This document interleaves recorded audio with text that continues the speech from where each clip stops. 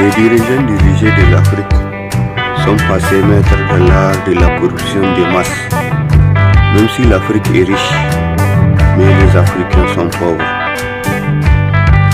Nos terres regorgent de diamants, d'or, de pétrole, et pourtant nos peuples croupissent dans la misère. Une tragédie sans fin qui se caractérise par la complicité criminelle des dirigeants africains qui courent comme des pantins pour les jeunes loups.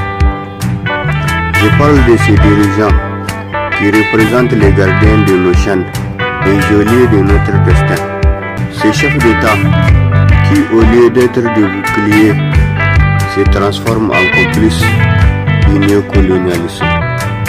Ils signent des contrats comme on signe des arrêts de mort.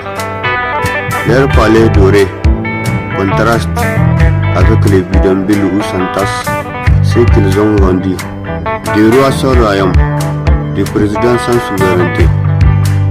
Ils se croient excellence du haut de leur palais, mais ils ne sont que des marionnettes dont les ficelles sont tirées à Paris, à Washington ou à Bruxelles.